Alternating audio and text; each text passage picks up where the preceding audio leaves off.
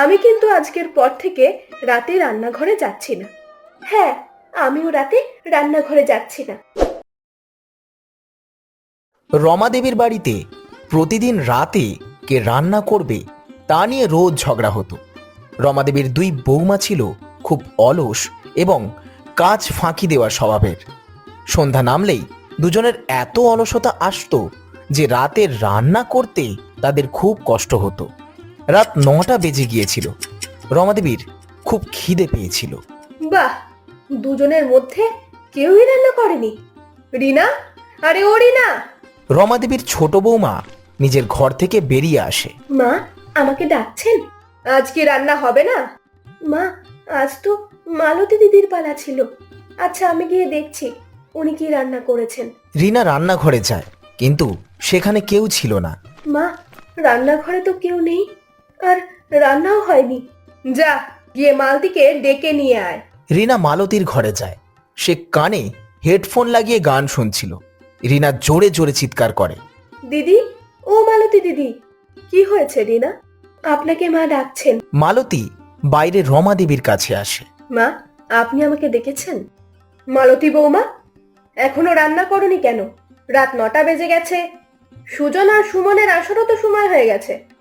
মা, রাতের রান্না আমি কেন করব? কাল রাতের রান্না তো আমি করেছিলাম। তাহলে আজ রাতের রান্না তো রিনার করার পালা। আমি রাতের রান্না কেন করব? আমি সকালের জল খাবার আর দুপুরের খাবারও বানিয়েছিলাম। আমি এখন খুব ক্লান্ত। আমি ঘরে যাচ্ছি বিশ্রাম নিতে। মা, প্রতিদিন রাতে আমি রান্না করব না। আপনি একটা কাজ করুন, পুরো মাসের একটা চার্ট বানিয়ে দিন যে কে কখন রান্না করবে। 5 জনের সংসারে রান্না করার জন্য চার্ট বানাতে হবে?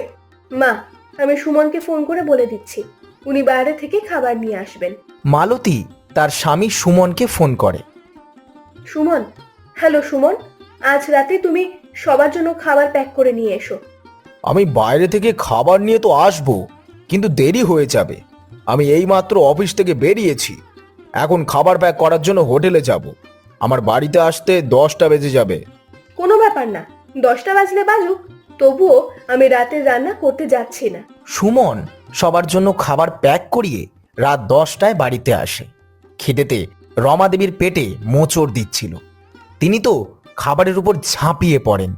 মা, একটু অপেক্ষা তো করতে পারতেন।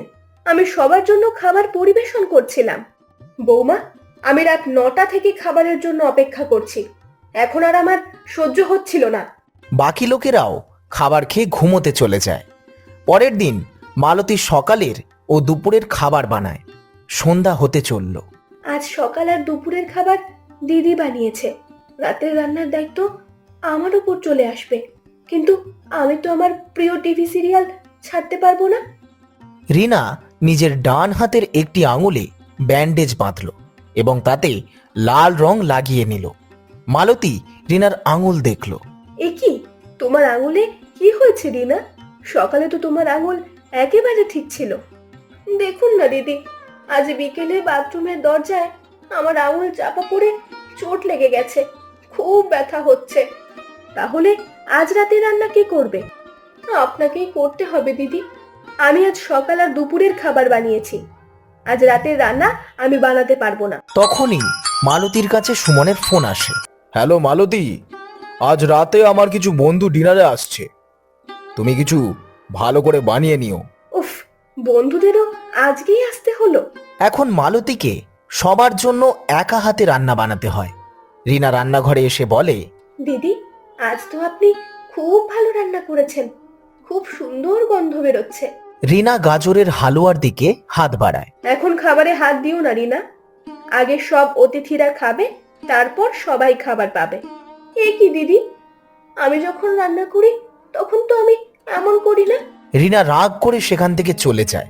কিছুক্ষণ পর যখন সুমন তার বন্ধুদের নিয়ে বাড়ি আসে, তখন মালতী বলল, সুমন, আজ রাতে তুমি রাতের রান্নার একটা ব্যবস্থা করে দাও। কে রান্না করবে? আমি কিন্তু আজকের পর থেকে রাতে রান্নাঘরে যাচ্ছি না। হ্যাঁ, আমিও রাতে রান্নাঘরে যাচ্ছি না।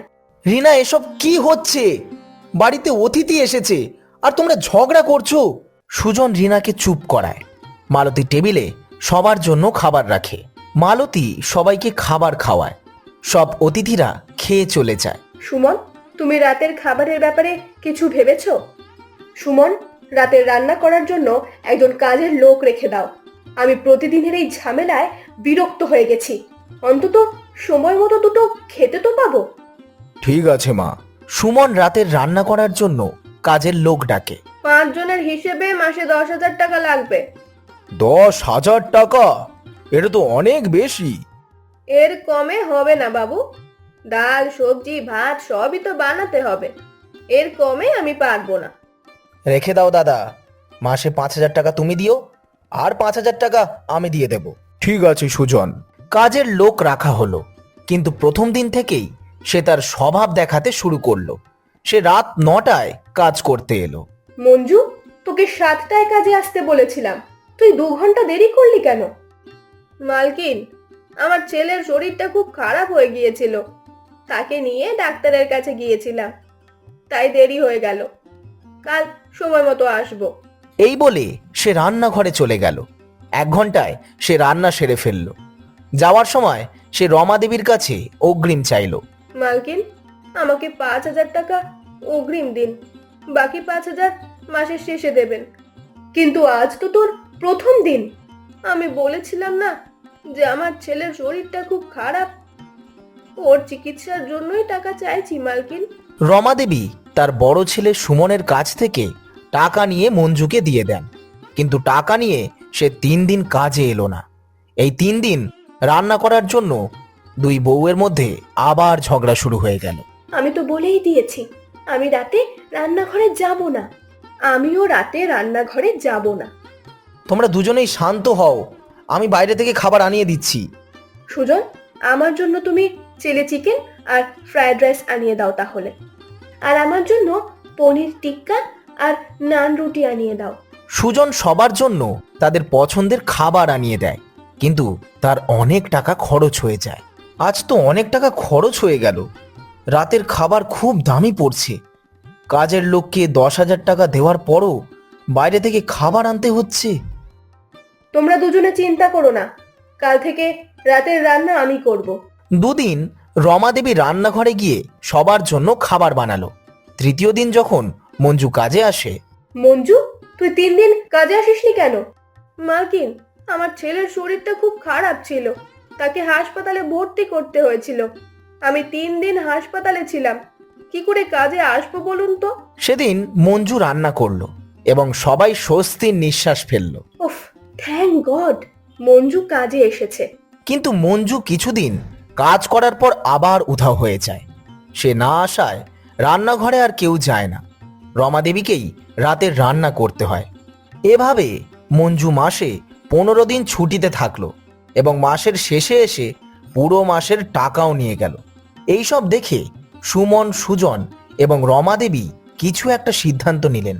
পরের দিন মঞ্জু কাজে এলো না। মা, আজ মঞ্জু কাজে আসেনি। মঞ্জুকে আমি কাজ থেকে ছাড়িয়ে দিয়েছি। মা, আপনি মঞ্জুকে কাজ থেকে ছাড়িয়ে দিলেন, তাহলে রাতে রান্না কে করবে? এই সময় সুমন আর সুজন অফিস থেকে বাড়ি চলে আসে। আরে, তোমরা দুজনেই এত তাড়াতাড়ি অফিস থেকে বাড়ি চলে এলে যে? এখন তো সন্ধ্যা 7টা বাজে। হ্যাঁ, আজ থেকে আমরা দুজনেই তাড়াতাড়ি বাড়ি আসবো। এই বলে দুই ভাই রান্নাঘরে চলে যায়। সুমন সবার জন্য চা বানাতে শুরু করে আর সুজন সবজি কাটতে থাকে। চা বানানোর পর সুমন সবাইকে চা দেয়। দাদা, এই চাটা আপনি বানিয়েছেন? হ্যাঁ রিনা।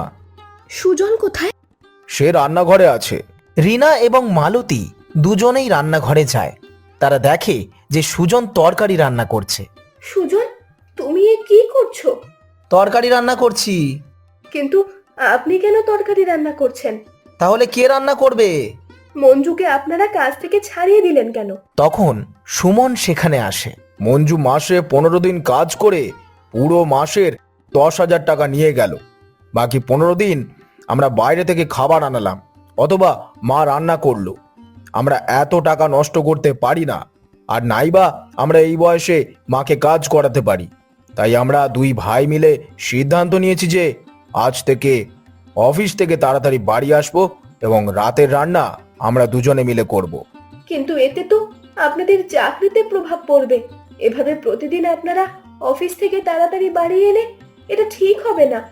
কিছু একটা তো করতে হবে রিনা, হয় আমরা চাকরি করি না হয় রাতে রান্না করি। তাই আমরা রাতের রান্নার দায়িত্ব কাঁধে তুলে নেওয়ার কথা ভেবেছি। মাকে সময় মতো খাবার দেওয়াটা আমাদের ভাইদের দায়িত্ব। না সুমন, আমাদের ক্ষমা করে দাও। তোমরা দুজন আমাদের চোখ খুলে দিয়েছো। এই দায়িত্বটা আমাদের, যা আমরা ভুলে গিয়েছিলাম। তোমরা দুজন ঘরে গিয়ে বিশ্রাম করো। আজ থেকে রাতের রান্না আমি করব। না দিদি, আপনি একা রান্না করবেন না, আমিও আপনাকে সাহায্য করব। সেই দিন থেকে দুই বউ মিলে রাতের রান্না করতে শুরু করলো এবং রমা দেবীর পরিবারে রাতের রান্নাঘরের ঝগড়া শেষ হয়ে গেল।